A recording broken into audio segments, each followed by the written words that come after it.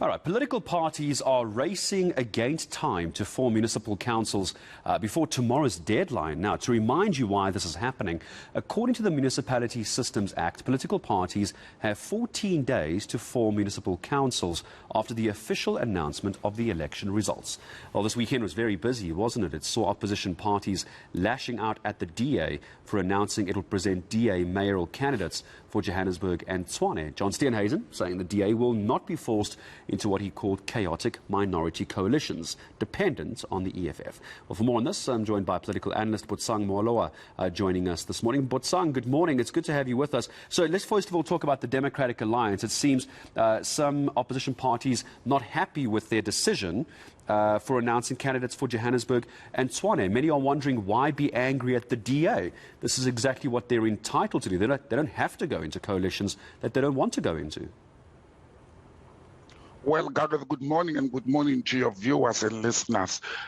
Look, in this era where there is no outright winner in politics, you may say the DA is entitled to this and they have the right to can try and cheat or rope or twist the arm of any other party they may go into bed with. That is normal and common course where politics of coalition happen. You go to the table negotiating, and let me tell you, there's no negotiating in good faith in politics. You negotiate in order to maximize what you can get from the opposition party. But also, we should recall and remind the DA that their arrogance of having known the history of, the history of dominating politics in some areas like the Western Cape and the city of Cape Town, it is gradually coming to an end the same way that it has happened to the African National Congress. And therefore, what you may term and call a minority party that may have few seats that you may need to can assent to the chains of the municipal chamber, you can't be arrogant in engaging with them. That's not the strategy to use. But again, Gareth, our politics are very new to coalitions, and I've said it on this platform about a week or two ago, that coalitions are never healthy for any young democracy, especially where there is a political and racial historical background of differences in the country. We don't have political parties having the history of working together. It has failed with the DA and other parties. It has failed with the ANC. It has collapsed Tshwane in the past. So we don't have that history. And our law, what is even more interesting, our law does not prescribe and or force political parties to go to coalition, and if they fail to perform the coalition agreement, the law will step in or kick in how to solve that. Our law is very silent on that, so that is what is creating a gray area on the system.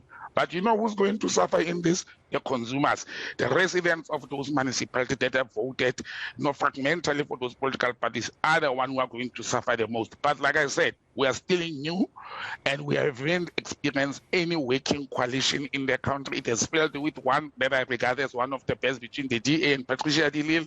We have seen it working somewhere between the Patriotic Alliance and the UDM, and let's see how we move forward with this. And as far as the ANC is concerned, so that's your views on the Democratic Alliance. The ANC as well, very busy for them, announcing several mayoral candidates for their metros. Of course, the big ones we always look at, Johannesburg, Ekurhuleni, Tshwane, eThekwini, where's the other, Buffalo City, and also Mangaung. As well. That's right, yeah, that's right. Tell me about your views on the ANC and its mayoral candidates for those metros. Look, the ANC will just have to swallow its pride. They will indeed put their mayoral candidates up front with the hope that other political parties will accept them and they will vote with them. That is the hope they have.